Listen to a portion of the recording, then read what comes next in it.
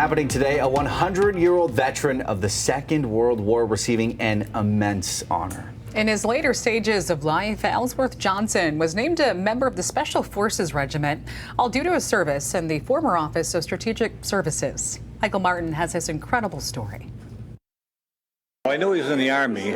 We all knew that as kids, but we would ask the question, what did you do? And he was real vague about it. Friday was a day of honor and earnest reflection for the family of Ellsworth Johnson, the distinguished Army veteran, now 100 years old. But now we're starting to appreciate and learn more and more every year the things he's saying. He laid the groundwork for what we are today. Everything that he did in 1944, we model ourselves on in our training and the operations that we conduct. The Army determined Johnson was eligible to become a member of the Special Forces Regiment because of the time he spent serving in the Office of Strategic Services Operational Groups, a direct precursor to the Army's later Special Operations Force.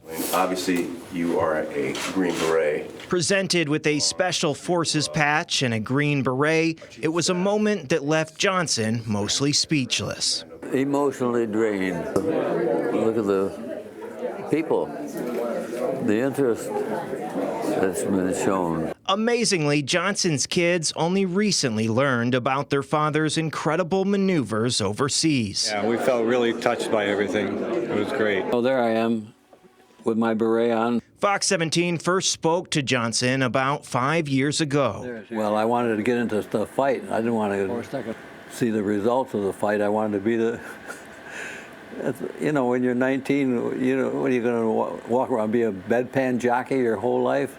Forget it.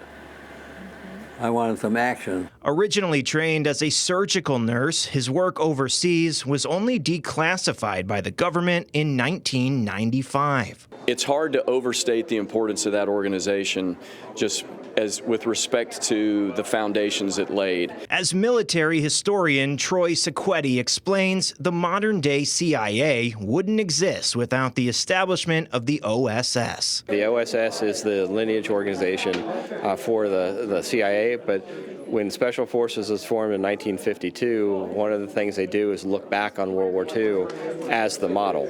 And so for the OGs, or operational groups, they take the exact organizational structure and most of the mission for the OGs, and that's what goes straight into forming Special Forces.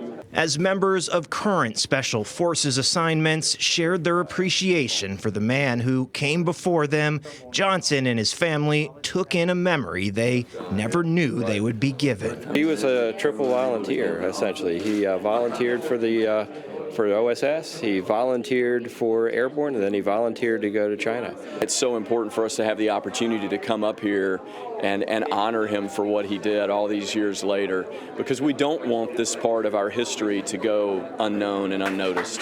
Michael Martin, Fox 17 News.